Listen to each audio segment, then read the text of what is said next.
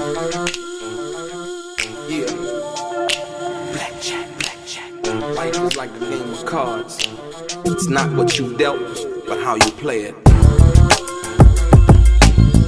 Yeah. Blackjack. To play each situation correctly. I remember they used to laugh at a brother.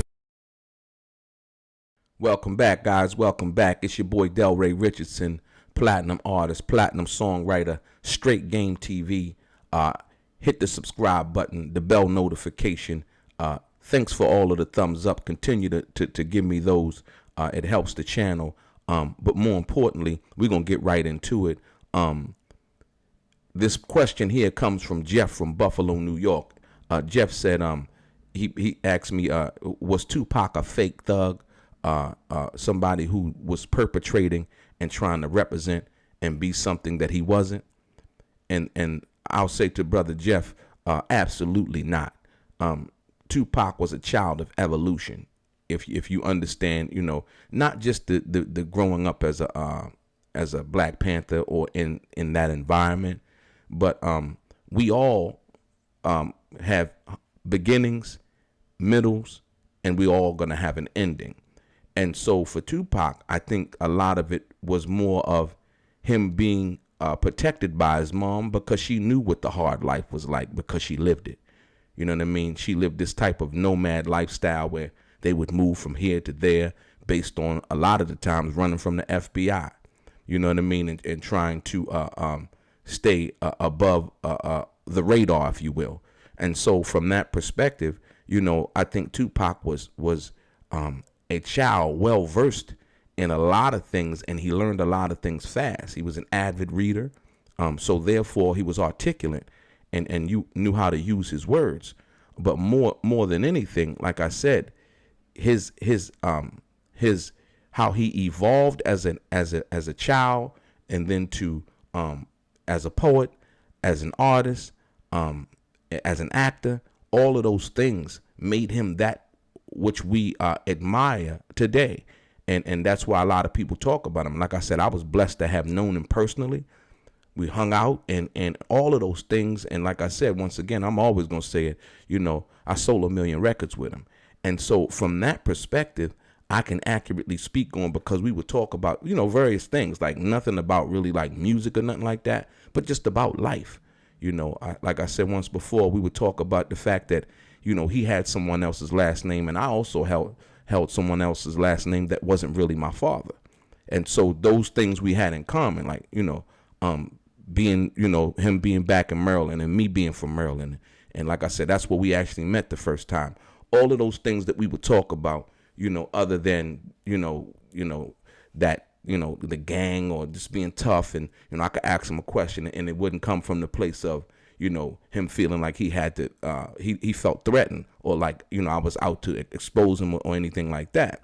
And so, Tupac even spoke about this in regards to, how he grew up. And he said, his words, I didn't fit in.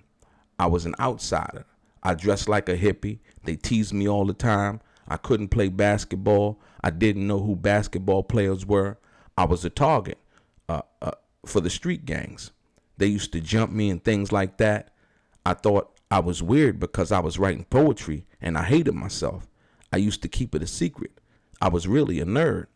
So that admission in itself is telling me that Tupac was someone who wasn't afraid to look at himself and see who he really was and how he had evolved, in regards to that. So like I said, going to the Baltimore School of the Arts, studying and trying to be the best that he could possibly be at that time, which was a very rare thing, when you went, in Baltimore. A lot of people don't really know what Baltimore's a tough city, you know what I mean? And, heroin and all of those things, have always ran rampant even until this day, so, him going from Baltimore, New York, then going to Marin City, getting a taste of all of these different places, but mainly landing in the same place, which was a public housing type environment, or some would say ghetto or projects,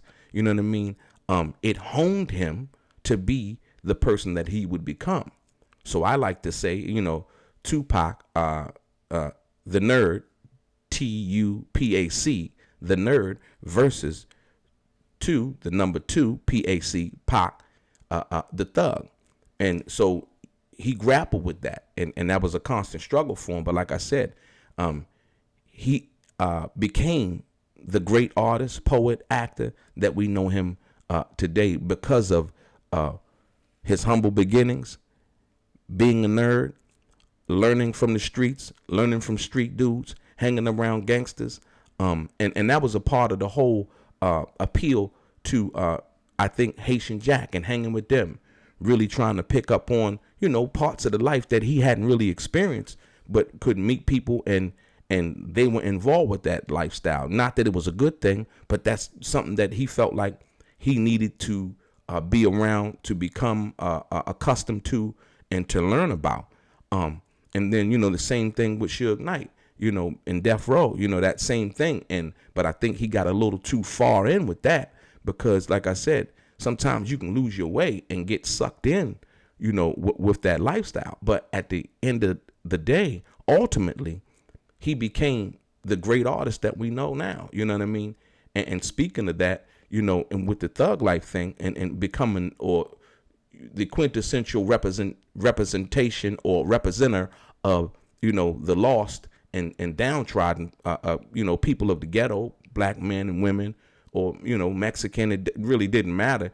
He was the type of guy who represented the underserved and the forgotten. So, and I'll go into that, based on what his manager said when he first got the Thug Life tattoo. Basically, when Tupac got his Thug Life tattoo, his manager, Watani Tahimba, a former Black Panther who had been close to Tupac since he was a small boy, was apologetic. I said, "What have you done?" Tahimba recalled. "We talked about it, and it became clear that he did it to make sure he never forgot the dispossessed, never forgot where he came from. He was straddling two worlds, and he saw that we never make it as black people unless we sell out." He was saying he never would. And so basically, if you can understand that, like I said, and Tupac also said in the song, he said, I couldn't find a place to rest until I got that thug life tatted on my chest. So you got to understand, he was living it out in full color in front of us. Like I said, some of us were fortunate to know him personally, but like I said, that's what I'm trying to do with this channel, to bring you a full understanding of who he was as I understood him, as other people who really knew him have tried to do also. But yeah, so, those two things, if you take those two statements, the one from his manager and the one from Tupac himself, and you understand that, and then the lyric that I just said from the song, you kind of understand that he was coming into who he wanted to be as a person, as an artist. But I'll tell you, Tupac, Tupac, was different from TPAC. Tupac the person was one thing, but Tupac the artist was someone else. And I really, truly, honestly respected that. That's what made him a great actor. When you seen him do a role and get into a role like the role that he did in Juice, when him and they were in the living room, and he told Q, Q, you got to stand up. You know what I mean? And he just went into it. You were like, whoa! It was such a powerful, because he believed in really getting into the moment. You know what I mean? And so I think that's what made him great. But no, Tupac wasn't a fake thug. No, Tupac wasn't a wannabe gangster. Tupac was he was an artist. He was a poet. He was a guy who learned from his environment, and he took what he learned from his environment and applied it in his art, and gave us a picture and painted us a picture of what that was. Even though he might not have lived it, he could take that person's story and whom he was dealing with and put it to pen to paper and paint that picture and give you a clear view of what that was. And I think that's the part that made him great. So, I like to say it, Tupac, the person versus Tupac the Thug, or Tupac the Nerd, should I say, versus Tupac the Thug. You know what I mean? Because like I said, by his own admission, he was a nerd, and that's a great thing. I don't think there's nothing wrong with that. Some of the people who we considered nerds in high school and in school are some of the richest, powerful people in the world. You take Elon Musk, you take Bill Gates, you take Steve Jobs, and computer science, and we never knew a lot of those things would come to be what they were. And once again, you take the same thing with the great Tupac Shakur and him calling himself that. So I think that was one of his advantages, not a disadvantage, but an advantage. And so, yeah, like I said, to the brother Jeff, Buffalo, New York, no, Tupac wasn't a fake thug. He was the real thing. He was a child of God, and he was a child of the people. And like I said, and how he learned to do what he did, that's why he's still revered today. It's a lot of artists who've passed away who don't get this kind of love or attention, from their fellow friends or coworkers or people who knew him personally. They don't get that kind of attention. He still, commands attention each and every day of the week as an artist and what he left behind. So your boy Delray, Straight Game.